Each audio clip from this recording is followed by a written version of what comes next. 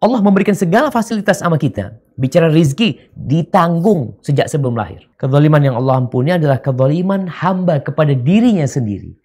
Gimana hamba ini disebut menzalimin dirinya sendiri? Dengan melakukan dosa antara dia sama Allah SWT. Kemudian ya di tempat kerja, sesama kawan ya. Mungkin di sekolah, biasanya ada satu yang merasa paling kuat. Dia akan menzalimin yang lemah-lemah. Itu Selamat datang di channel Kalam Syiar FM. Assalamualaikum warahmatullahi wabarakatuh. Waalaikumsalam. Alhamdulillah. Segala puji bagi Allah. Wassalatu wassalamu ala rasulillah.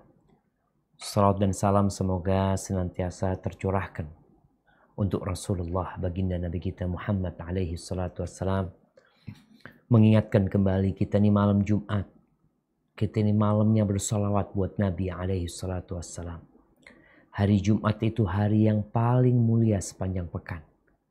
Terkadang hari itu lewat, kita tidak dapat meraih yang terbaik di hari terbaik.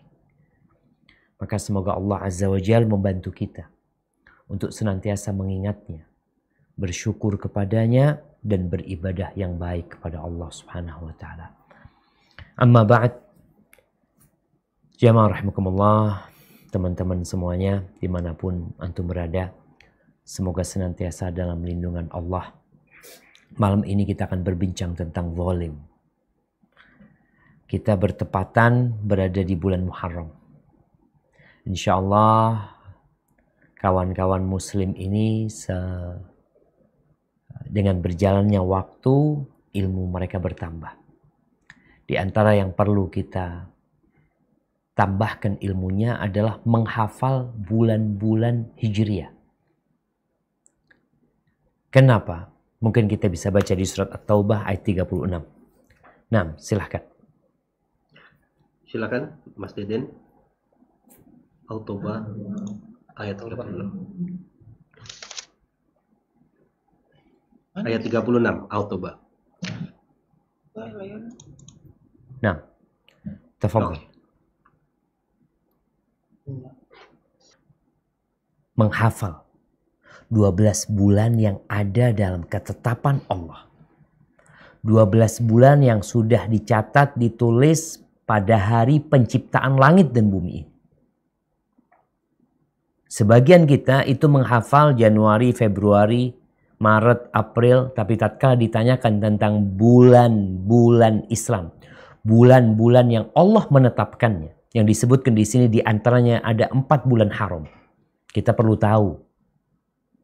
Karena ibadah seorang muslim itu berkaitan dengan bulan-bulan Qamariyah. Memang jamaah, mungkin gajian teman-teman ini pakai bulan Hijriah apa bulan Masehi? Bulan Masehi.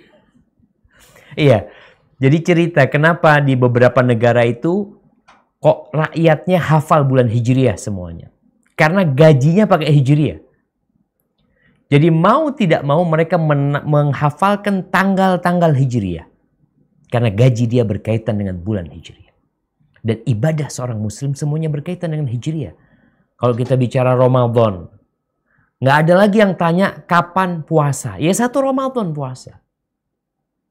Nggak ada lagi yang tanya kapan kita lebaran. Tanggal 1 Syawal kita lebaran.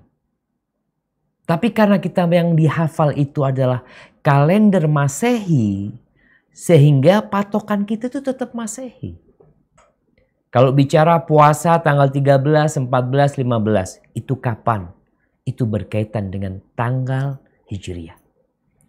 Kalau kita berbicara tentang 10 hari terindah sepanjang tahun, itu tanggal 1, 2, 3, 4, 5, 6, 7, 8, 9, 10 Dzulhijjah.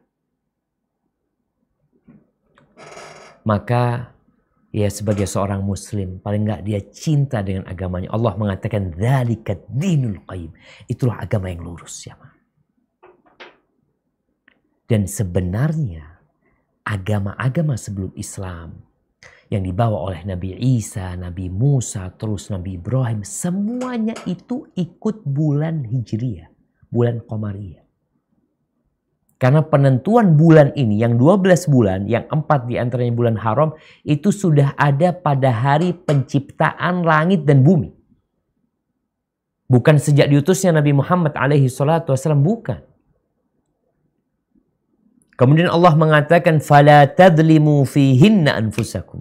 Kalian jangan menzalimin diri kalian pada bulan-bulan tersebut. Sejatinya kezaliman itu diharamkan sepanjang tahun.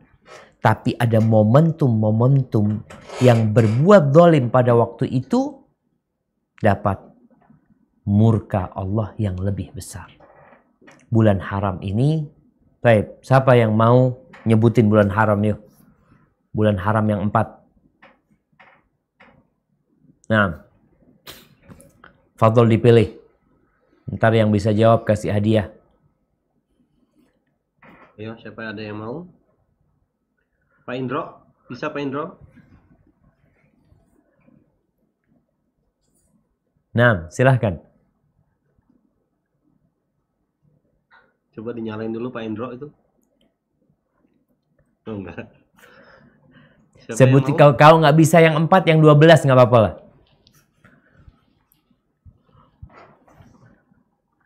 Bisa Pak Indro? Nah. Ya Allah, masa nggak ada? Berapa yang ikut nih hari ini nih? Ada 44. Oh, 44. Banyak lah. Paling nggak ada satu yang jawab lah.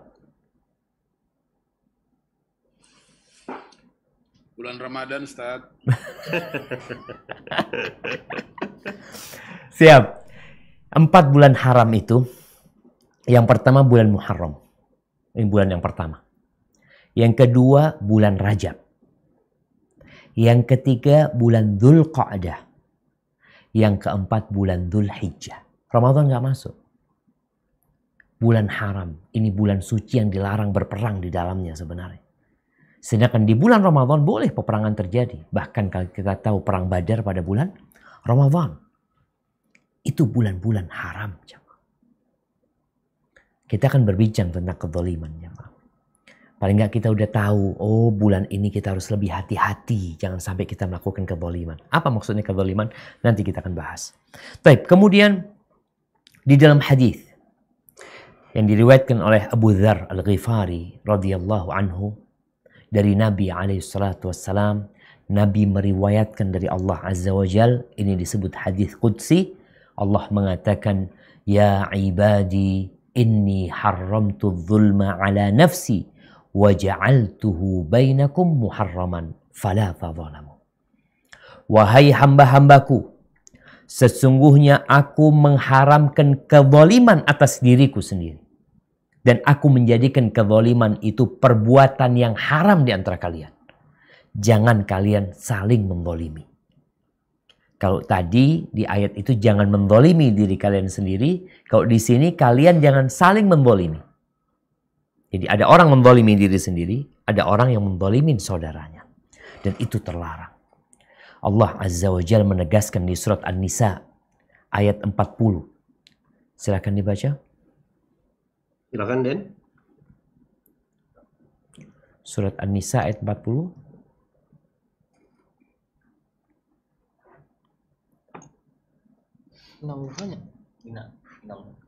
A'udzu billahi minasyaitonir rajim. Bismillahirrahmanirrahim. Innallaha la yadhlimu misqala dzarrah wa in taku hasanatan yudha'ifha wa yu'ti min ladunhu ajran 'azima. Bismillahirrahmanirrahim.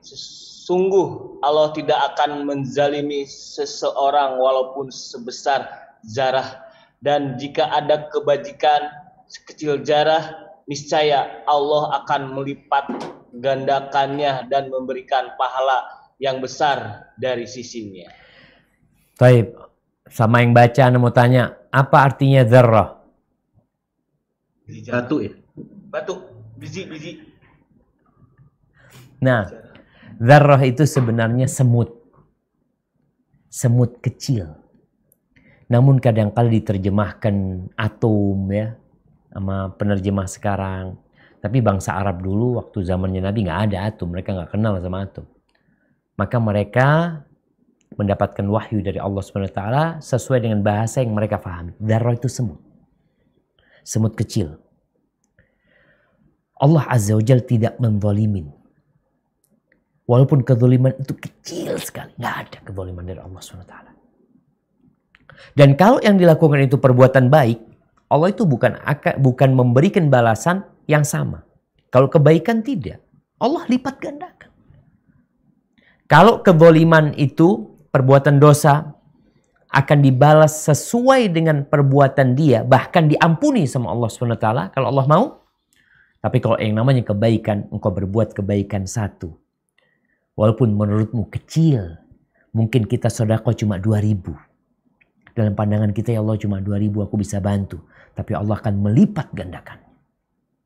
Subhanallah jamaah. Dan masih banyak ayat-ayat lain yang berkaitan dengan kezaliman ini. Allah mengharamkan kezaliman. Dan Allah tidak mungkin menzalimi hambanya. Ahibati fillah. Muncul pertanyaan tentang menzalimin diri sendiri. Berbuat zalim sama Allah Subhanahu wa taala, sama pencipta kita, berbuat zalim kepada saudara kita. Rasulullah sallallahu alaihi wasallam menyebutkan az-zulmu thalatha. Kezaliman itu 3. Jadi kezaliman itu mungkin secara bahasa Arab dikatakan orang zalim. Orang itu meletakkan sesuatu tidak pada tempatnya. Itu disebut zalim. Meletakkan sesuatu tidak pada tempatnya. Baik, ada 3 kezaliman ini. Yang pertama kata Nabi SAW, fadzulmun la yaghfiruhullah. Yang pertama adalah kezaliman yang tidak diampuni sama Allah SWT. Jadi ada perbuatan zalim yang tidak diampuni oleh Allah Azza wa Jalla, yang pelakunya akan kekal di dalam neraka selama-lamanya. Yang kedua, wa dzulmun yaghfiruhu. Yang kedua, kezaliman yang Allah ampuni. Jadi ada kezaliman yang masih ada peluang untuk diampuni. Yang ketiga, wa dzulmun la yatrukuhu. Ada kezaliman yang Allah tidak akan tinggalkan. Maksudnya Allah tidak akan orang ini tidak mendapatkan hukuman. Allah akan kejar orang tersebut. Jadi kezaliman ini harus mendapatkan balasan. Ada kezaliman yang tidak diampuni, ada kezaliman yang diampuni, ada kezaliman yang Allah tidak akan meninggalkan pelakunya. Fa amma dzulmu alladzi la yaghfiruhullah. Adapun kezaliman yang tidak diampuni oleh Allah Subhanahu wa taala adalah syirik. Allah Azza wa Jalla menyebut syirik ini, innasyirka la dzulmun adzim. Syirik itu adalah kezaliman yang besar. Gimana tidak dikatakan kezaliman yang besar? Allah yang kasih rizki sama kita. Allah yang kasih segala fasilitas kepada kita. Lalu kita beribadah kepada selain Allah SWT. Contoh nih, kita punya anak buah. Semua fasilitas kita yang kasih. Modal kita kasih. Kemudian kita punya akad kerja sama dia, setor sama kita. Hasil kerja dia disetorkan ke orang lain. Ini zalim banget nih orang. Mobil semua dari kita, bensin dari kita, barang-barang dari kita semuanya. Lalu hasilnya dia berikan kepada orang lain. Allah memberikan segala fasilitas sama kita. Bicara rizki ditanggung sejak sebelum lahir. Kemudian setelah itu kita meminta kepada selain Allah. Ya Allah. Maka Allah tidak akan ampuni orang yang melakukan kesyirikan. Yang kedua, wa amma dzulmul ladzi yaghfiruhu. Adapun kezaliman yang Allah ampuni, fa dzulmul ibadi anfusahum fima bainahum wa bain rabbihim. Kezaliman yang Allah ampuni adalah kezaliman hamba kepada dirinya sendiri. Gimana hamba ini disebut menzalimin dirinya sendiri? Dengan melakukan dosa antara dia sama Allah SWT. Dia melanggar larangan-larangan Allah. Dia meninggalkan kewajiban-kewajiban Allah. Dia menzalimin diri sendiri. Tapi tidak sampai tingkat syirik tadi. Ini zalim. Orang berbuat dosa dikatakan dia menzalimin diri sini. Ya jelas lah. Makanya nanti pada hari kiamat ketika ada persidangan, lalu didatangkan saksi-saksi, Allah tutup mulut orang ini, yang bersaksi itu kulit mereka. Tubuh mereka bersaksi. Orang ini ketika ditutup mulutnya, kemudian kulitnya berbicara atas dosa-dosa yang pernah dia lakukan. Lalu setelah itu Allah buka mulutnya.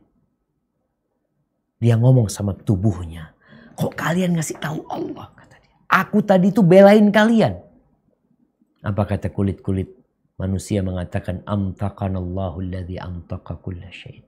Yang membuat kita bicara itu Allah. Yang Allah dapat membuat segala sesuatu berbicara. Ini kezaliman. Hamba dengan berbuat dosa itu masih ada kesempatan untuk diampuni. Adapun yang ketiga, wa amadzulmul ladzi la yatrukuhullah. Adapun kezaliman yang pelakunya Allah tidak akan tinggalkan, adalah fadzulmul ibadi ba'dihim ba'dha. Adalah kezaliman yang dilakukan antara manusia, antara makhluk di antara mereka, hatta yudabbira li ba'dihim min ba'd, sampai Allah menyelesaikan urusan di antara mereka nantinya. Allah nggak akan tinggalkan. Allah ngampuni, ini urusannya hamba antar hamba. Kalau dia berbuat dosa sama Allah SWT, Allah bisa ampuni. Hadis tadi diriwayatkan oleh At-Tayalisi dan hadis itu sahih. Ahibati fillah, kezaliman ini, kalau bicara, mungkin Anda nggak akan bicara tentang zalim yang berkaitan dengan kesyirikan. Itu sudah kita singgung pada kesempatan sebelumnya ketika kita ngaji tafsir ya. Adapun kezaliman antara hamba dengan dirinya, ini perbuatan dosa. Yang mudah-mudahan kita ada pembahasan khusus. Yang kita akan bahas adalah tentang menzalimin orang lain. Ini kezaliman yang Allah tidak akan meninggalkan pelakunya tanpa persidangan, tanpa hukuman. Biasanya kezaliman itu dilakukan oleh orang yang merasa lebih dari orang lain. Biasanya, walaupun kadangkala ya pejabat, pemimpin biasanya menzalimin bawahannya. Bawahan ya ada yang kadangkala menzalimin atasannya dengan menipu bosnya. Itu juga kezaliman. Kemudian suami. Mungkin KDRT rata-rata terjadi dari suami kepada istri. Namun ternyata ada juga, tapi jarang, istri yang menzalimin suaminya. Ini ada. Kemudian ya di tempat kerja, sesama kawan ya. Mungkin di sekolah, biasanya ada satu yang merasa paling kuat. Dia akan menzalimin yang lemah-lemah. Itu kebanyakan seperti itu. Dan orang yang zalim, jamaah, orang yang melakukan kezaliman, mungkin saja dalam zahirnya dia tuh nggak dihukum. Kok seakan-akan orang ini nggak dihukum sama Allah ya? Dia melakukan banyak kejahatan kepada manusia. Mungkin dia membunuh, mungkin dia mencuri, merampas, merampok, begal. Ada kezaliman tingkat tinggi mungkin yang menzalimin banyak manusia. Biasanya terjadi dari pemimpin-pemimpin yang diktator. Yang demi untuk mengukuhkan kursi dia, ya dia melakukan segala cara seperti Fir'aun, Namrud. Ya. Kadang-kadang dilihat, kok lama orang ini disiksanya. Kok masih bisa menikmatin kehidupan ini dengan perbuatan-perbuatan jahat dia kepada umat manusia. Rasulullah SAW mengatakan, Inna Allah la yumli lidzalim. Allah itu benar-benar mengundurkan hukuman buat orang yang zalim. Ditunda nih hukuman buat dia. Fa idza akhadahu lam yaflitu. Tapi kalau Allah menghukum dia nggak bisa kabur udah. Mau kabur kemana Fir'aun ketika berada di tengah-tengah lautan? Mau kabur kemana? Nggak bisa mereka pergi. Orang-orang yang melakukan kezaliman, kita tahu kaumnya Nabi Soleh yang menyembelih, membunuh onta sebagai mukjizat, tanda-tanda kebesaran Allah, malah dipotong sama mereka. Mereka tidak akan ditinggalkan. Tapi terkadang Allah, ini maha baiknya Allah SWT. Allah memberikan kesempatan kepada mereka untuk kembali kepada Allah. Coba dibuka firman Allah di surat Hud. Surat Hud ayat 102. Nah, surat Hud ayat 102.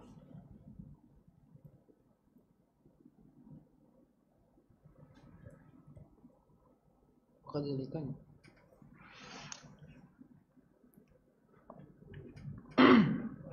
A'udzu billahi minasyaitonir rajim.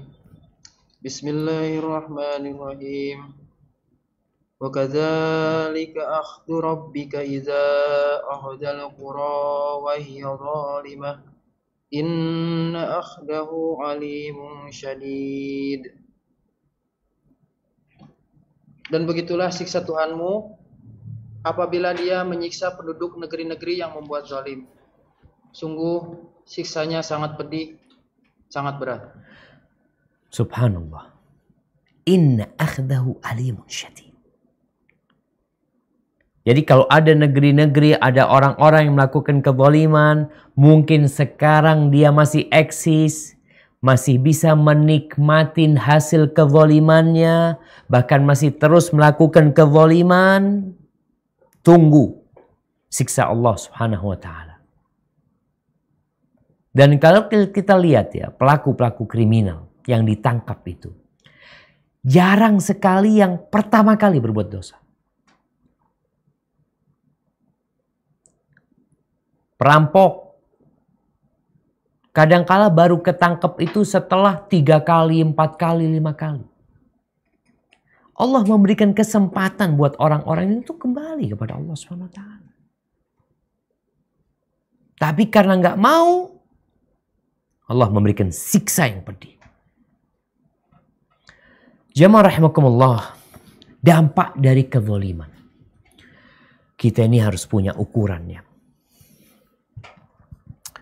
Agar kita hidup nyaman. Nabi SAW menyebutkan adz-dzulmu dzulumat yaumil qiyamah. Kezaliman itu akan mewariskan kegelapan pada hari kiamat. Engkau akan merasakan kegelapan di dunia atas kezaliman yang kau perbuat. Walaupun engkau hidup di bawah cahaya yang begitu terangnya, engkau akan gelap hidup. Di akhirat nggak ada lagi cahaya buat engkau. Maka kita perlu tahu, kalau aku melakukan kezaliman ini, nanti dampaknya buat aku apa gitu. Karena sebagian orang ya merasa nyaman dengan perbuatan zalim dia. Yang pertama, orang yang zalim itu jauh dari hidayah. Orang yang menzalimin orang lain. Kita bicara menzalimin orang lain ya. Allah mengatakan innallaha la yahdil qaumadz zalimin. Allah tidak memberikan hidayah, petunjuk kepada orang-orang zalim. Jadi kalau ada orang di antara kita yang masih mengatakan, Ustadz, ana belum dapat hidayah, Ustadz, mungkin kau zalim. Kenapa hidayah menyapa fulan dan tidak menyapa dirimu? Ada apa dengan dirimu? Maka engkau perlu mengevaluasi diri. Dan kedua, orang yang zalim tidak akan pernah sukses selama-lamanya. Kalaupun ada fase dia merasa sukses, tapi dia nggak sukses sebenarnya. Karena Allah Azza wa Jalla telah menetapkan innahu la yuflihudz zalimin. Ketetapan Allah sudah punya, orang zalim nggak akan sukses, nggak akan. Walaupun ya sebagian orang lihat kayaknya enak hidup dia. Nggak lama lagi dia. Anak kadang-kadang ngelihat kalau orang-orang yang preman-preman ya, yang mungkin suka menzalimin orang lain. Dari jauh Anda melihat kegelapan di wajahnya. Gelap orang ini. Yang ketiga, orang yang zalim itu terlaknat. Dijauhkan dari rahmat Allah Jalla Jalla. Kita ini tiap hari doa Rabbighfirli warhamni warhamni. Minta rahmat Allah Subhanahu wa taala. Padahal orang-orang yang zalim, laknatullah 'ala zalimin. Laknat Allah buat orang-orang yang zalim.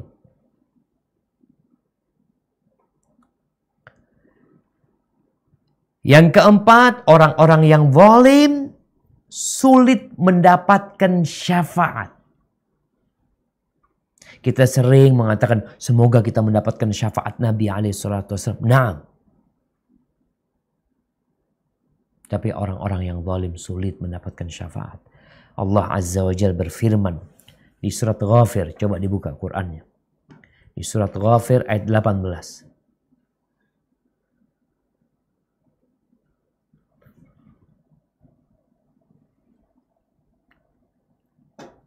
Nah, surat Ghafir ayat 18. Maaf, Pak Ustadz, Dedennya lagi ditelepon sama ibunya, Pak. Berarti antum yang baca. Saya kurang. Langsung ganti jamaah. Baik. Siapa yang membaca?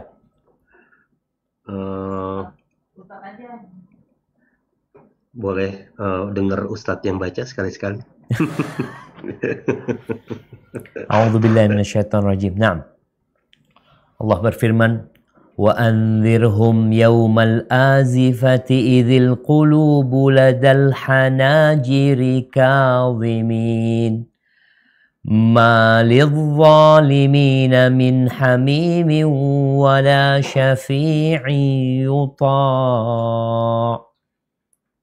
Ya Allah, artinya, dan berilah mereka peringatan akan hari yang semakin dekat, hari kiamat, yaitu ketika hati menyesak sampai di kerongkongan karena menahan kesedihan. Tidak ada seorang pun teman setia bagi orang yang zolim, dan tidak ada baginya seorang penolong yang diterima tolongannya. tuh, kawan-kawan akan kabur dari orang yang zalim. Orang akan kasih syafaat. Siapa yang mau kasih syafaat sama orang zalim? Kita itu akan membantu orang yang baik, yang mungkin melakukan kesalahan tanpa disengaja atau lupa. Tapi untuk orang-orang yang zalim, dikatakan malil zalimina min hamimin wala syafi'i yuta'. Nggak ada buat orang-orang zalim kawan-kawan dekat, orang yang memberikan syafaat. Pada hari kita tahu syafaat itu sangat berguna buat orang-orang yang mungkin dia terpaksa harus mendekam di neraka karena dosa-dosanya. Dalam sebuah hadis Nabi SAW mengatakan, sinfani min ummati la tanalahuma syafaati. Ada dua golongan dari umatku yang gak akan dapat syafaat dari aku. Imamun zalumun ghasyum. Seorang pemimpin yang zalim, yang bejat. Wa kullu ghalin marik. Dan orang yang berlebih-lebihan dalam beragama, yang kemudian sampai keluar dari agama. Maka perlu berhati-hati. Jangan kemudian engkau melakukan kezaliman, ya, lalu insya Allah dapat syafaat Nabi SAW.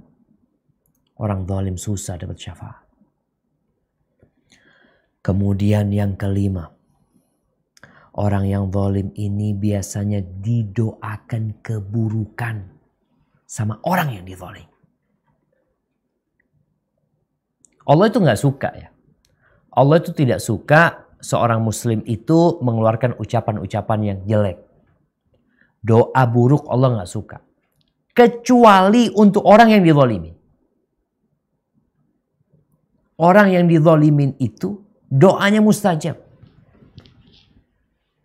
Bagaimana Rasul SAW mengatakan kepada Mu'ad bin Jabal. Nih, ketika Rasulullah SAW mengutus Mu'ad bin Jabal ke Yaman untuk berdakwah. Di antara pesan Nabi SAW adalah mengambil zakat dari penduduk yang ada di Yaman yang beriman. Lalu Nabi berpesan, alaihi salatu wassalam, wa iyyaka wa karaima amwalihim. Ketika engkau ngambil zakat, hati-hati. Jangan mengambil barang-barang yang indah dari mereka. Barang-barang yang mereka sukai.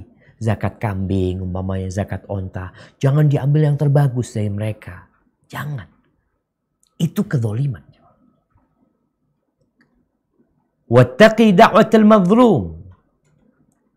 Takutlah engkau kepada doanya orang yang dizalimi. Fa innahu laisa bainahu wa bainallahi hijab. Antara dia dan Allah nggak ada hijab.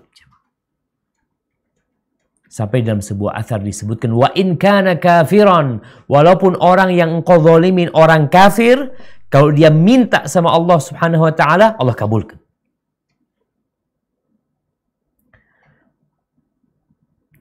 Kemudian yang keenam, dampak dari kezaliman ini akan hilang rasa aman dari dirimu. Makanya orang zalim tuh biasanya kalau jalan pakai bodyguard, ya, pakai penjagaan, rumahnya dijaga.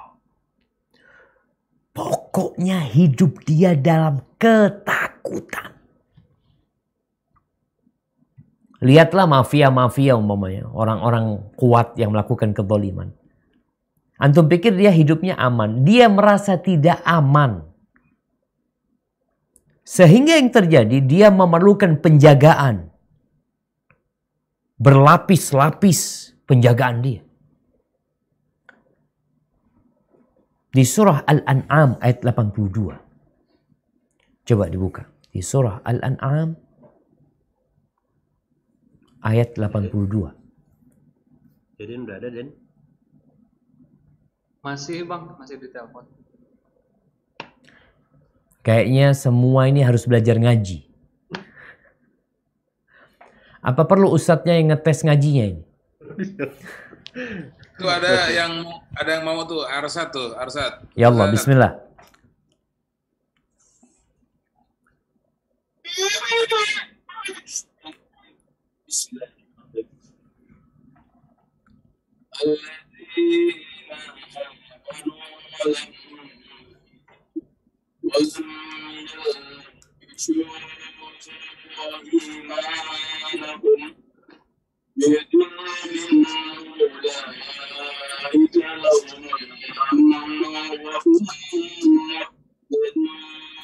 Masya Allah, ini suaranya Dia nggak kedengeran ya? nggak kedengeran. Naam. Alladzina amanu wa lam yalbisu imanahum bidzulmin ulaika lahumul amnu wa hum muhtadun. Baik, artinya dibaca? Orang-orang yang beriman dan tidak mencampur adukan iman mereka dengan syirik. Mereka itulah orang-orang yang mendapat rasa aman dan mereka mendapat petunjuk. Barakallahu fikum. Di ayatnya ini disebutkan bidzulmin, tidak mencampur keimanan dengan kezaliman. Di antara makna kezaliman adalah syirik.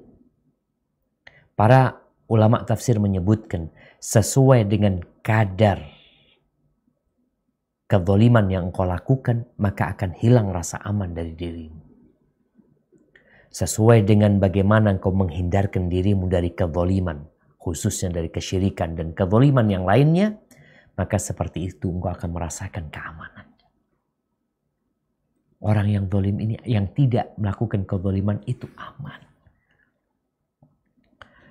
Kemudian kezaliman itu sebab bala. Bala. Wabah, penyakit, ya musibah-musibah yang terjadi. Itu salah satu penyebabnya kezaliman. COVID-19 sekarang yang belum selesai. Mungkin sebagian akan berpikir, oh gara-gara mana? Wuhan, gara-gara Wuhan. Gara-gara Wuhan, gara-gara mereka makan kelelawar, ini macem-macem. Oke, itu menjadi sebab mungkin. Tapi ketahuilah, di antara yang menyebabkan wabah, penyakit yang menyebabkan azab Allah turun, itu kezaliman. Terkadang ada pembiaran kezaliman itu terjadi. Bahkan sebagian kezaliman itu dibungkus dengan sesuatu yang menjadikan kezaliman itu legal. Orang menzalimin orang lain tapi legal. Allah berfirman di surah Al-Hajj ayat 45. Di surat Al-Hajj, silakan dibuka.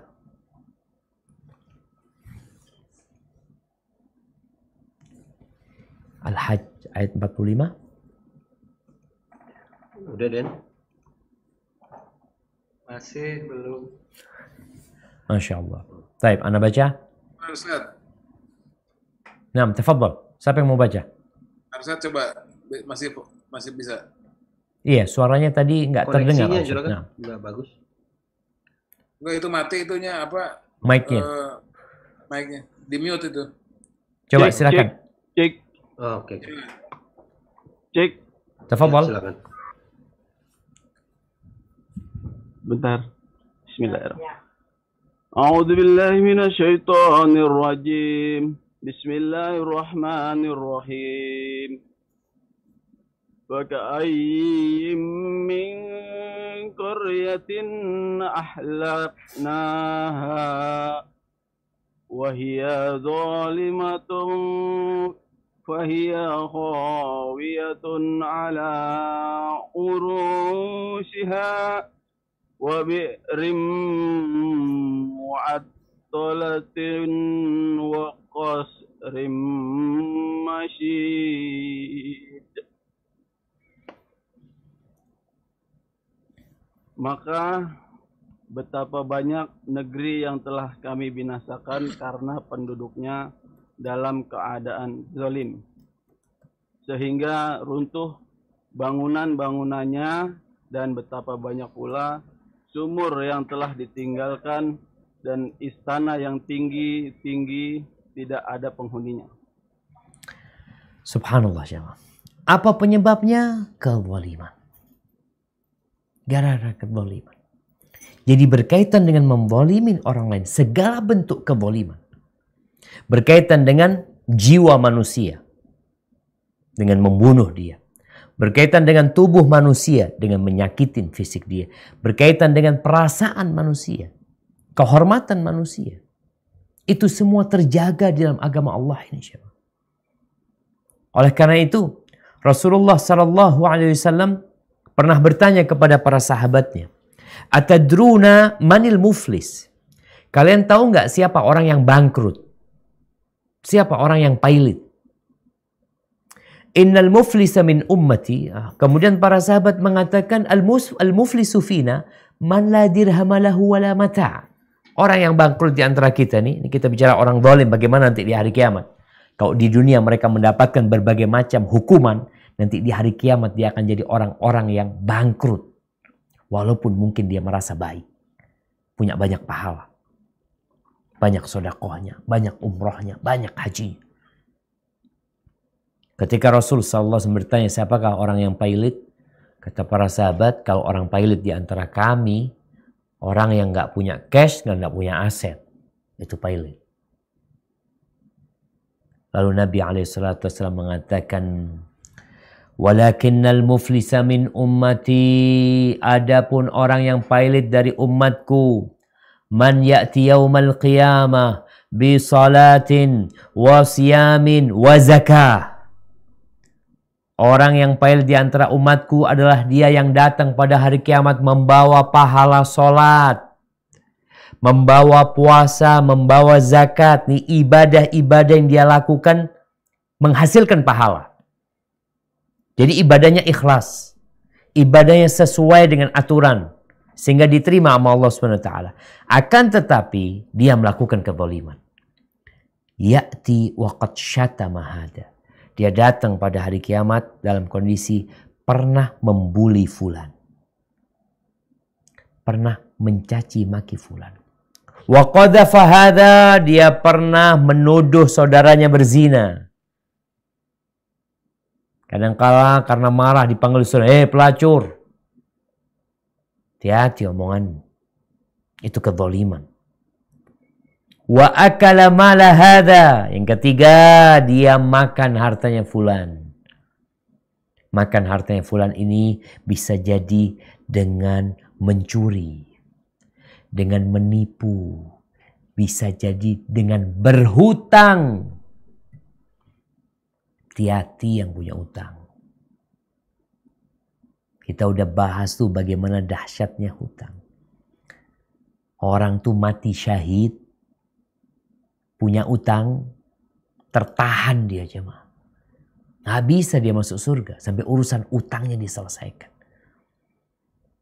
Maka kalau ada yang ngambil hartanya fulan, hati-hati. Nanti akan ada hukuman buat dia. Wasafaka dama hada. Ada yang membunuh saudaranya. Kita lihat pembunuhan di negeri kita ini seperti orang jualan kacang. Tahun 2011-an itu tiap hari yang mati di Indonesia 4-5 kasus pembunuhan. Sekarang wallahu alam udah berapa? Dia pernah membunuh fulan.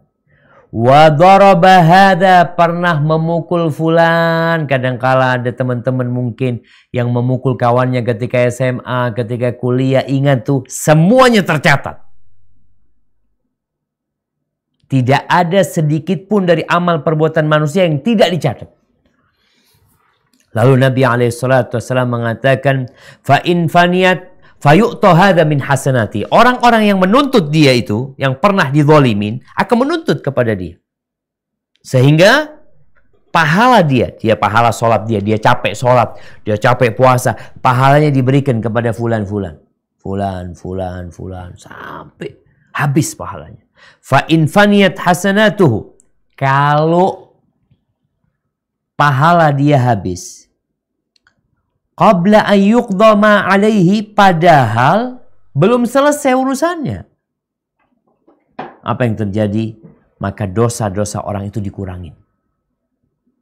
Diberikan kepada orang ini. Kemudian orang ini dilemparkan ke dalam neraka. Na'udzubillah. Maka jamaah, kalau bicara kezaliman, jangan diremehkan. Kalau dosamu sama Allah SWT, engkau tinggal minta ampun. Kita udah bicarakan syarat tobat. Siapa yang ingat syarat bertobat kepada Allah SWT? Sebutkan 3+1 syarat tobat.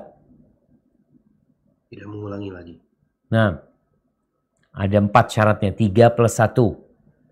Ya Allah, mana kawan-kawan ini? Katanya udah tobat ceritanya. Tidak mengulangi lagi. Taib, salah satunya bukan tidak mengulangi. Yang pertama itu menyesali. Menyesal. Harus ada perasaan itu. Yang kedua, meninggalkan perbuatan itu. Karena ada orang menyesal tapi tetap ngerjain. Jadi menyesali, meninggalkan. Yang ketiga, bertekad untuk tidak mengulangi. Bukan tidak mengulangi. Karena kalau kita katakan tidak mengulangi, berarti kalau dia ngulangin, tobatnya nggak diterima. Bertekad untuk tidak mengulangi. Artinya ketika dia bertobat, dia benar-benar tidak mau mengulangi dosanya. Kalau nanti dia terjebak dalam dosa itu lagi, setelah tekad dia yang pertama, maka tobat yang pertama diterima. Karena manusia ini berbuat dosa terus ya. Maka dia bertekad untuk tidak mengulangi. Yang keempat, ini syarat yang keempat. Kalau itu berkaitan dengan orang lain. Ini berkaitan dengan kezaliman yang kita lakukan kepada orang lain. Kalau itu berupa harta, maka engkau perlu kembalikan itu harta. Engkau pernah ngambil. Walaupun sedikit. Atau engkau minta dihalalkan dari mereka. Minta kepada mereka. Datang. Kenapa? Kata Nabi SAW, nanti pada hari kiamat gak ada uang lagi loh. Sekarang uangmu bermanfaat. Kita kalau melakukan kezaliman sama orang, kita datang, afwan, ana minta maaf, ini ana kasih hadiah, maafkan ana. Bermanfaat harta kita. Tapi pada hari kiamat, yauma la yanfa'u malu wala banun illa man atallaha biqalbin salim. Pada hari tidak berguna harta, tidak berguna uang. Anak-anak gak berguna kecuali orang yang datang menjumpai Allah dengan hati yang selamat. Kemudian bagaimana sikap orang yang dizalimin Ustaz? Kalau ana dizalimin. Taib. Engkau punya hak untuk mendoakan keburukan. Tapi Allah Azza wa Jal menyebutkan di surat Asy-Syura ayat 40-43. Surat Asy-Syura ayat 40-43. Silakan Den. Asy-Syura 40-43.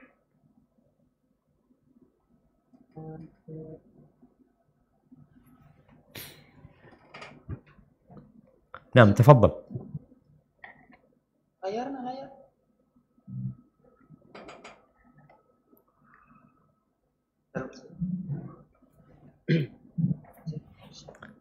Nah, silahkan. Tunggu Ustaz, agak kurang ini, ngeblur. Iya, buka Quran ya kalau ngeblur.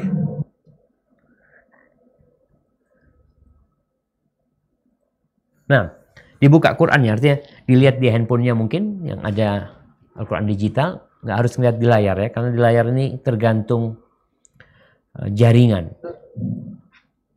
Udah ini Den, bisa Den. Udah bisa. A'udzu billahi minasyaitonir rajim. Bismillahirrahmanirrahim.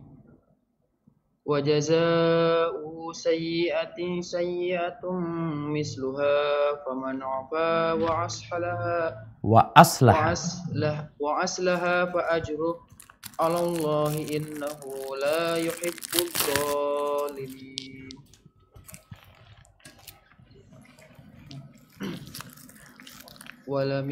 Walaman intasara ba'da dzulmihi wa ulaika ma 'alaihim min sabil.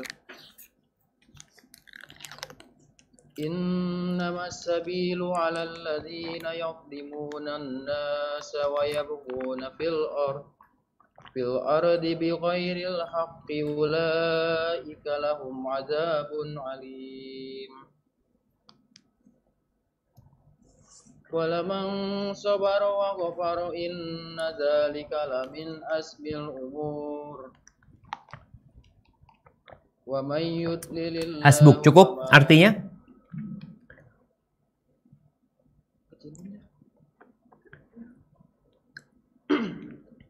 Bismillahirrahmanirrahim. Dan balasan suatu kejahatan adalah kejahatan yang setimpal. Tetapi barang siapa memaafkan dan berbuat baik kepada orang yang berbuat jahat, maka pahalanya dari Allah.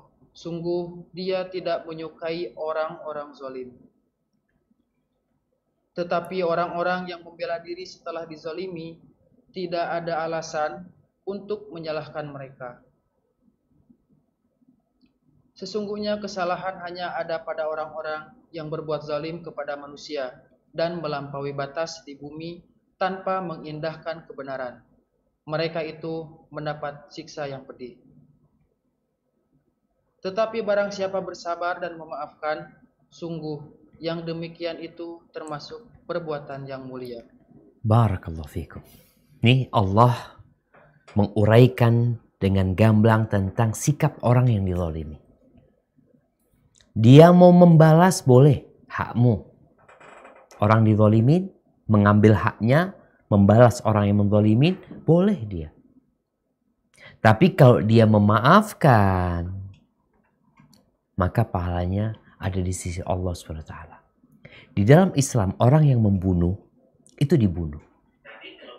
Tapi dia punya kesempatan untuk memaafkan pembunuh tersebut.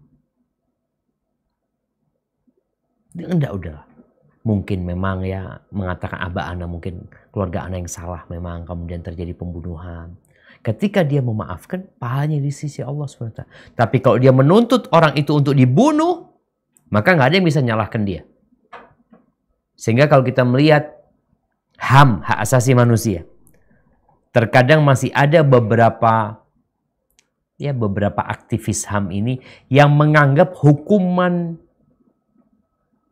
bunuh untuk orang yang membunuh, dieksekusi hukuman mati untuk orang yang membunuh, itu dianggap perbuatan zalim. Kok bisa? Dia ini membunuh, kemudian dibunuh, kau katakan yang menegakkan hukuman mati itu zalim? Enggak. Karena dia memang yang menyebabkan dirinya dibunuh. Tapi dimaafkan boleh dalam agama kita. Kalau ada orang membunuh orang lain ya, kemudian keluarganya memaafkan, boleh. Maka Allah tekankan di sini. Seorang muslim itu, ya kalau dia bersabar, dia memaafkan, itu termasuk ya urusan-urusan yang berat ya, tapi itu urusan-urusan yang baik.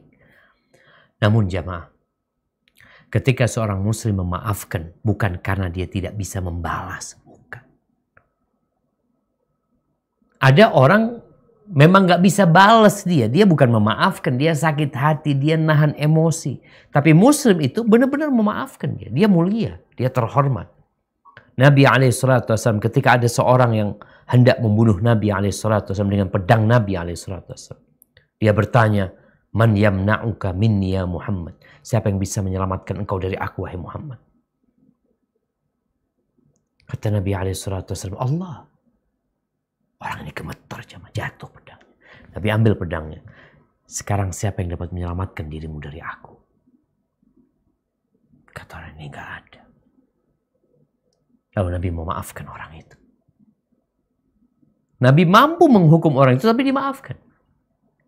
Ketika Nabi SAW menaklukkan kota Mekah bersama 10.000 tentaranya. Beliau masuk ke kota Mekah sebagai penakluk yang membuka kota yang dahulunya terkunci dengan kesyirikan. Lalu dikumpulkan 2.000 orang Mekah yang menyakiti Nabi SAW. Selama Nabi di Mekah 13 tahun yang menyakiti para sahabat Nabi. Yang berusaha untuk membunuh Nabi. Ketika mereka ada dalam genggaman Nabi SAW. Apa kata Nabi SAW? La tathriba alaikumul yawm. Nggak ada celaan buat kalian hari ini. Kalian silahkan pergi. Kalian semua dibebaskan. Itu sikap terhormat seorang muslim jemaah. Akan tetapi kalau dia mau menuntut keadilan, silahkan, itu hak dia dan dia tidak salah. Ini yang berkaitan dengan kezaliman yang bisa kita bahas pada kesempatan kali ini. Jadi kezaliman ada 3. Ingat, kezaliman yang tidak diampuni itu perbuatan syirik. Yang kedua, kezaliman yang diampuni yaitu perbuatan dosa hamba antara dia sama Allah. Yang ketiga, kezaliman yang Allah tidak akan meninggalkan pelakunya kecuali dia akan mendapatkan hukuman nantinya, yaitu kezaliman yang terjadi di antara hamba. Hada wallahu a'lam bishawab. Mungkin kita masuk ke sesi tanya jawab. Anda persilahkan. Pertanyaan pertama, Pak Ustadz, dari Maisya. Ustadz izin bertanya, bagaimana kita menyikapi jika ada orang menzolimi kita? Terima kasih.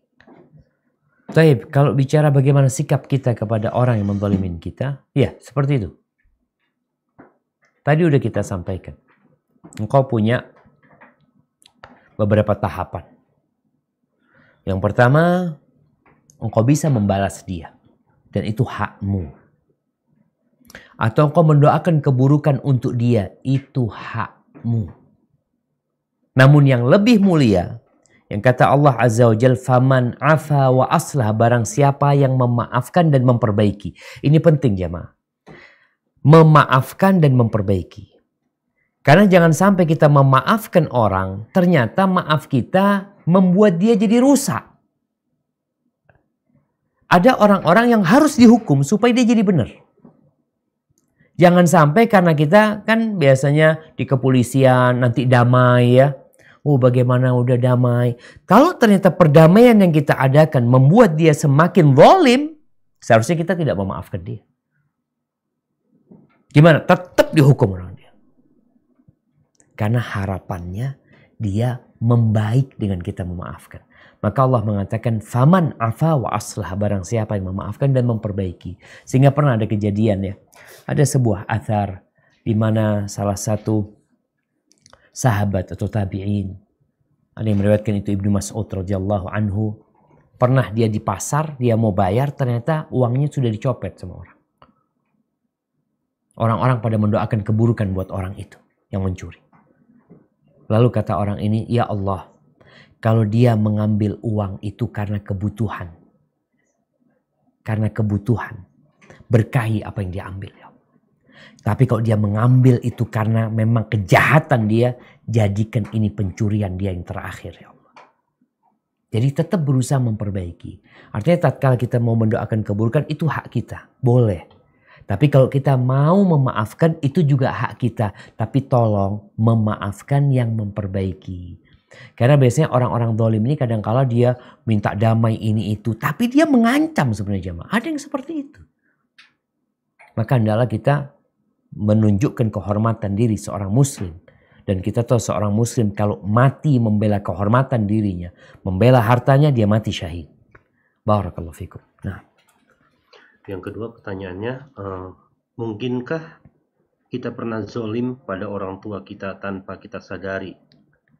Apa saja contohnya? barakallahu fikum. Ya jemaah.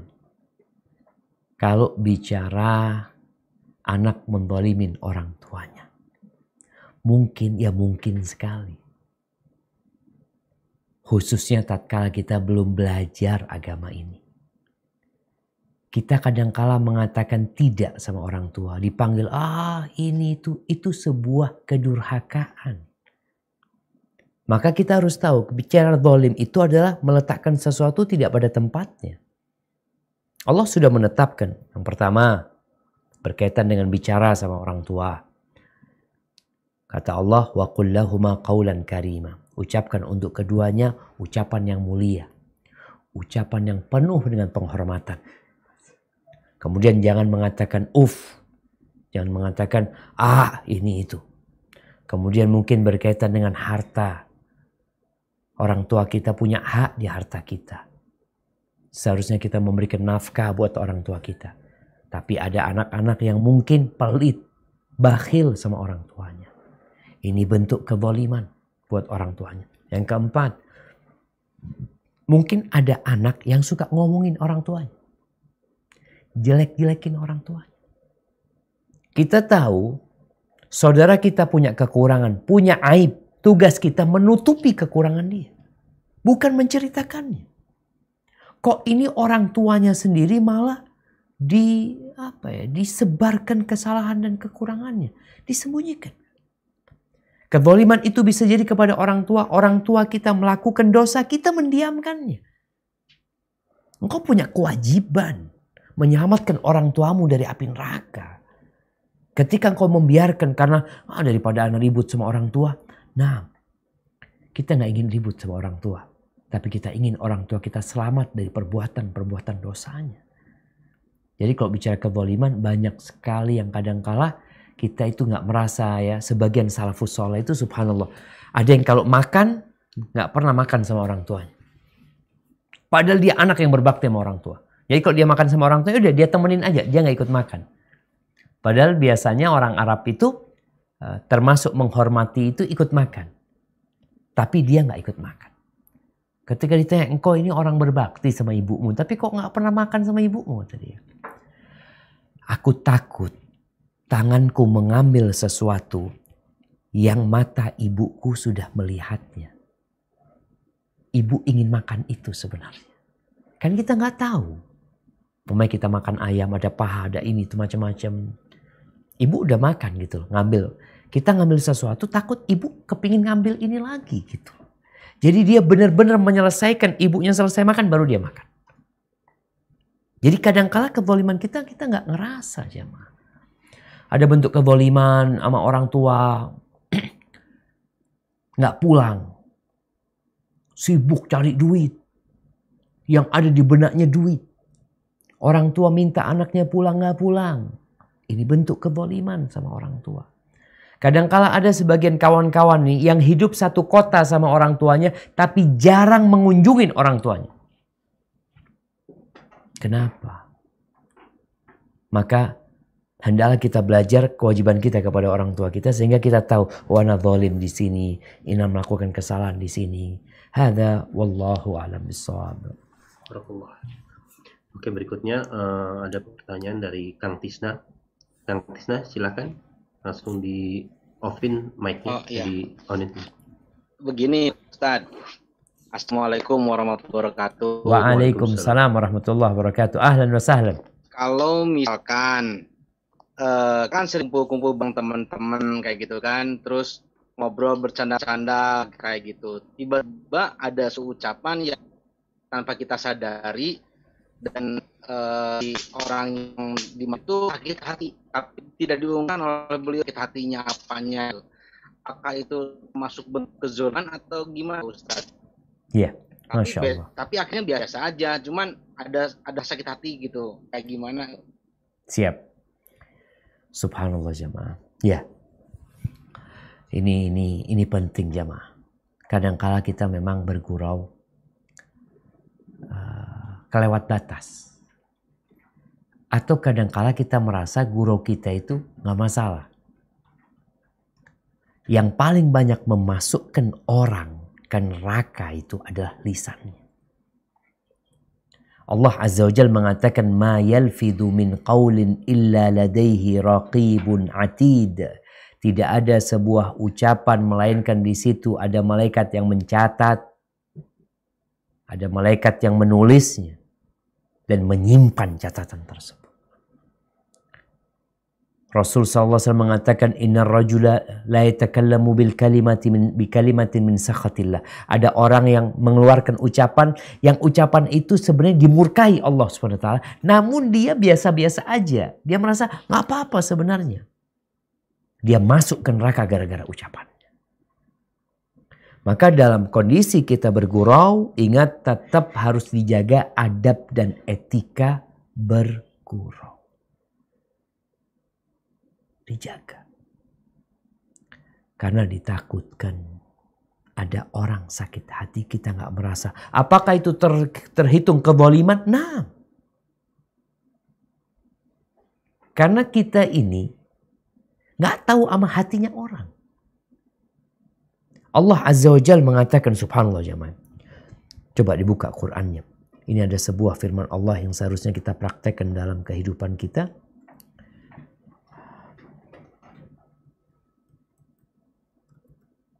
Di surat Al-Isra ayat 53. Di surat Al-Isra ayat 53. Silakan Den.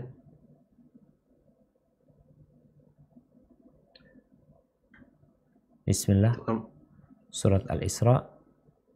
Masya Allah. Baik, tafadhal. Udah muncul?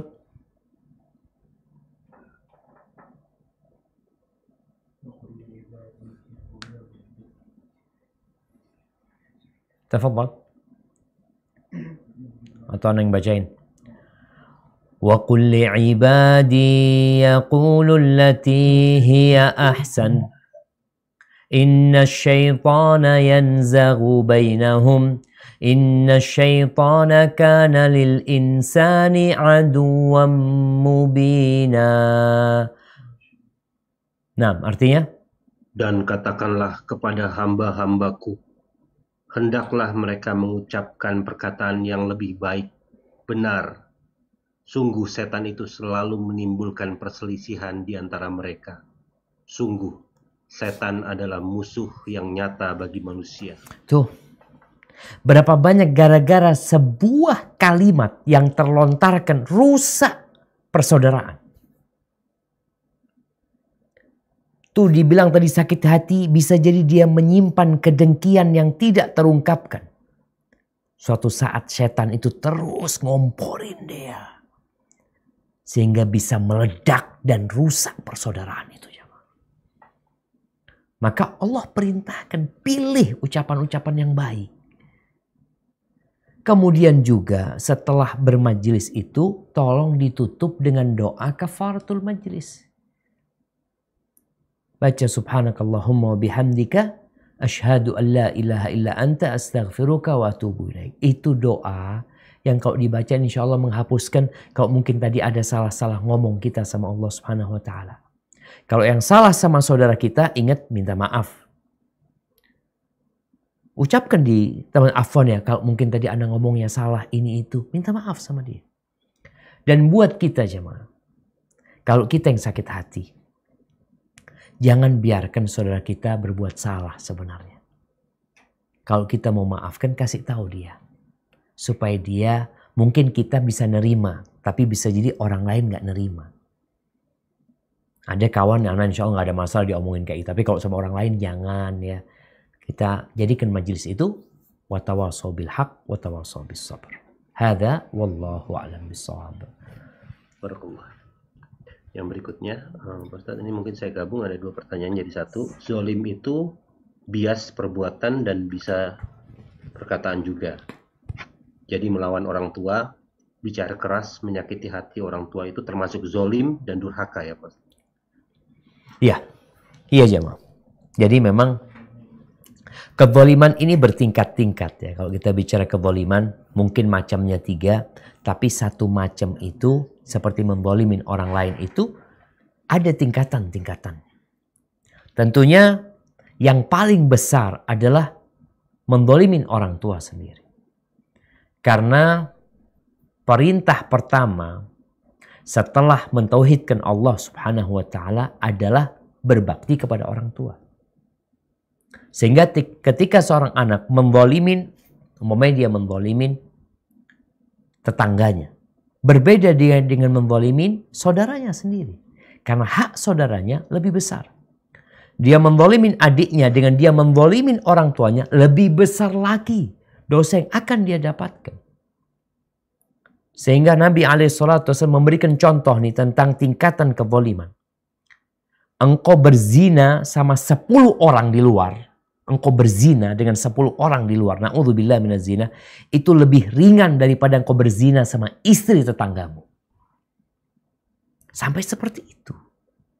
Maka kadang-kala nih anak, kalau dia mungkin mukul ya. Dia mukul anak orang. Dengan memukul orang tuanya, tentu dosanya jauh lebih besar dia memukul orang tuanya.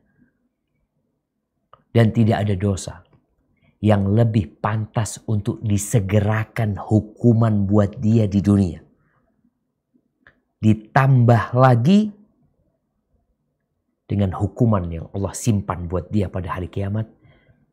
Minal baghi wa qati'atir rahim. 2 dosa. Yang satu kezaliman, yang kedua memutuskan rahim. Itu biasanya 2 dosa ini sebelum mati dia udah mendapatkan hukumannya di dunia plus dengan yang disediakan nanti di akhirat nanti. Hada wallahu a'lam bissawab. Ya berikutnya Pak Ustadz. Ini ada yang mau bertanya tapi di luar tema. Bagaimana pandangan Ustadz mengenai indigo? Karena sebagian ustadz menyetujuinya, artinya membolehkan apabila digunakan untuk kebaikan. Contohnya, apabila ada yang terkena gangguan sihir, dengan izin Allah, orang-orang indigo bisa membantu orang tersebut terhindar dari gangguan sihir. Syukran kasiran wa khair. Barakallahu fiik Ustaz. Wa fiikum wa barak. Naam jamaah. Berkaitan dengan indigo. Mungkin bisa dikasih terjemahan indigo ini apa terjemahannya? Mungkin punya indera ke-6 gitu. Jadi indera manusia ini 5, dia tambah 1 lagi. Dia 6. Dia 6, Masya Allah. Kelebihan kayaknya. Kita dalam beragama nggak boleh berlebih-lebihan jemaah. Orang kalau sholat zuhur 5 rakaat ya. Orang sholat zuhur 5 rakaat. Nggak sah sholatnya. Walaupun dia mengatakan, anak ingin lebih dekat sama Allah. Tapi berkaitan dengan indigo. Yang mungkin biasa dikenal indera ke-6 ya. Mungkin dikatakan dia bisa ngelihat jin. Ketahuilah bahwa hukum asalnya jin itu tidak bisa dilihat.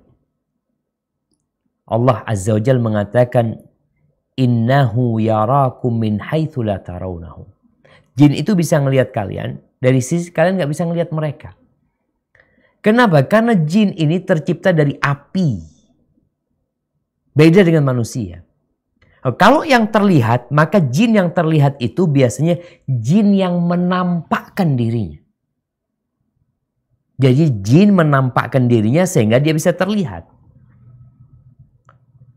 Di masa Nabi SAW, ada jin-jin yang datang menampakkan diri kepada Nabi SAW yang mereka masuk Islam. Ada. Tapi bukan berarti jin itu kemudian bisa dilihat. Enggak, dia datang menampakkan diri kepada Nabi SAW. Sekarang kalau ada orang kelihatan jin. Jin itu menampakkan dirinya kepada dia. Apa yang harus dilakukan orang ini? Yang pertama, engkau harus membentengi dirimu. Membentengi dirimu dengan zikir-zikir. Nanti engkau lihat. apakah jin itu akan datang kepadamu? Ketika engkau telah mendekatkan diri kepada Allah Subhanahu wa taala. Kalau bicara manusia bisa berkomunikasi dengan jin, ya mungkin ada yang seperti itu. Ada jin yang suka sama dia, yang datang kepada dia. Tapi ingat, jin itu tukang tipu. Kita itu nggak tahu dengan hakikat jin. Maka buat teman-teman yang dikatakan tadi indigo, ya seharusnya dia berusaha untuk menghilangkan hal itu. Dengan cara apa? Dengan mendekatkan diri kepada Allah, dengan membaca doa-doa, membaca wirid, baca surat Al-Baqarah. Karena sejatinya engkau tidak perlu sama mereka. Apa perlumu sama mereka? Oh, engkau mau berdakwah sama mereka. Ya, fadl. Kalau memang mereka datang, engkau ingin mengajarkan sesuatu kepada mereka. Tapi kalau kemudian mereka memanfaatkan dirimu dan engkau memanfaatkan mereka, subhanallah. Allah menyebutkan bahwa antara jin dan manusia ini kadang-kala saling memberikan manfaat mereka. Iya. Tapi jangan sampai akhirnya seperti kita bicara dukun. Dukun itu punya jin. Ngobrol sama jin, iya. Duduk mungkin tidur sama jin, dia. Dukun itu. Dia dapat manfaat dari jin, jin dapat manfaat dari dia. Saling timbal balik. Maka engkau yang tadi mengatakan indigo, apa manfaatmu buat dia dan apa manfaat dia buat engkau? Jangan sampai akhirnya engkau dimanfaatkan oleh mereka. Allah Azza wa Jalla mengatakan di surat Al-Jin, wa annahu kana rijalun minal insi ya'udzuuna birijalin minal jinni fazaduhum rahaqa. Ada laki-laki di antara manusia itu yang minta perlindungan kepada jin. Ada. Dan jin menyebutkan, lalu kami membuat orang itu jadi lebih takut sama kita. Jadi kalau yang kita minta nggak dikasih, kita takut-takutin dia. Maka berhati-hati. Teman-teman yang mungkin tadi dilihatkan jin menampakkan diri sama dia, hendaklah dia banyak-banyak berdoa meminta perlindungan kepada Allah SWT. Tapi yang jelas tadi, biasanya jin itu ingin minta cari manfaat dari kita, dan kita harus berhati-hati sama sikap dia ya. Karena hubungan kita sama manusia rata-rata hubungan itu eksploitasi jemaah. Mengeksploitasi apa yang bisa Anda manfaatkan dari dia. Maka tolong berhati-hati. Hadza wallahu a'lam bissawab. Masih bisa berapa pertanyaan lagi Pak Ustaz? Tafadhol, masih tinggal 11 menit kayaknya kita nih. Oke, berikutnya pertanyaan. Assalamualaikum Pak Ustaz, saya mau nanya, kalau kita sudah memaafkan orang tersebut, lalu dia masih membuat kita kecewa hingga berkali-kali, hingga kita memaafkan lagi, tapi malah semakin seenaknya orang itu, lalu baiknya bagaimana Pak Ustaz? Barakallahu fikum. Naam jamaah. Sakit hati itu nggak enak. Kita itu kalau kesusuk duri tangan kita atau kayu, kita ingin mengeluarkan. Bagaimana kalau yang kesusuk itu adalah hati kita? Sakit rasanya. Maka maaf itu menjadi jalan paling indah untuk melapangkan dada kita. Tapi masalahnya tadi, ini orang udah kita maafin Ustaz. Ternyata dia nyakitin kita lagi, mengecewakan kita lagi. Apa sikap kita sama orang itu? Di ayat di surat Asy-Syura yang tadi kita bacakan, Allah mengatakan, faman afa wa aslaha. Barang siapa yang memaafkan dan memperbaiki. Jadi kadangkala tatkala kita memaafkan seseorang, dia itu kadangkala nggak sadar kalau dia berbuat salah. Kita itu memaafkan dia hanya sekedar dengan ya udahlah, Anda maafkan dia. Perlu kita memperbaiki dia dengan memberikan pencerahan. Ini terjadi di masyarakat. Ada orang-orang yang kita maafkan, dia ngulangin lagi. Apa penyebabnya? Dia nggak pernah dikasih tahu. Yang dia lakukan itu salah. Maka tugas kita tadi dengan orang-orang yang kita maafkan, tapi ternyata setelah kita perbaikin ya, ada orang-orang yang nggak bisa diperbaiki. Udah susah. Apa yang harus kita lakukan? Allah mengatakan khudhil afwa wa'mur bil urfi wa'arid 'anil jahilin. Engkau harus menjadi orang yang pemaaf. Ambil maaf itu sebagai karaktermu. Tapi perintahkan kepada kebaikan. Nih, setelah memaafkan, perintahkan kepada kebaikan. Amar ma'ruf. Yang ketiga, wa'arid 'anil jahilin. Ada orang-orang bodoh yang nggak perlu diladenin. Ya udah. Kadang-kala kita ngomong sama orang bodoh ini bukannya malah malah jadi baik dia, malah kita tambah sakit hati sama dia. Ya udahlah, biarin orang-orang itu. Tapi tugas orang muslim menjadikan maaf menjadi sikap dia, tapi dia tetap beramar ma'ruf, memerintahkan kepada kebaikan. Kemudian tatkala ada orang-orang yang memang ya nggak bisa dikasih tahu, antum nggak usah ngeladenin dia, biarin dia. Karena kalau antum ladenin, ya antum yang jadi sama seperti dia nantinya. Hadza wallahu a'lam bissawab. Berikutnya Pak Ustadz, apakah munafik itu termasuk zolim? Misalnya ada orang yang berpura-pura baik terhadap seseorang, cari muka, tapi dia justru malah menusuk dari belakang. Barakallahu fikum. Ya, munafik ini sebenarnya menampakkan sesuatu yang berbeda dengan yang ada pada dirinya. Itu munafik. Munafik ini ada dua macam. Ada munafik keyakinan, ada munafik perbuatan. Munafik keyakinan adalah kezaliman yang paling nyata, yaitu orang-orang yang pura-pura Islam. Di masa Nabi SAW tidak sedikit orang-orang yang sholat bermakmum kepada Nabi SAW, tapi dia ternyata berkonspirasi bersama musuh-musuh untuk menyerang umat Islam. Itu ada. Ini munafik, dia pura-pura Islam sebenarnya. Baik, ini bentuk kezaliman yang nyata tadi. Yang kedua, ada munafik perbuatan. Munafik perbuatan ini ya yang sifat-sifatnya disebutkan nama Nabi SAW.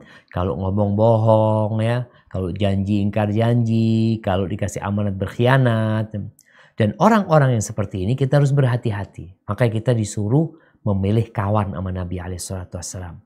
Rasul SAW mengatakan, la tusahib illa mu'minan. Jangan berkawan kecuali dengan orang yang beriman. Jangan berkawan sama orang munafik. Cari kawan itu yang beriman.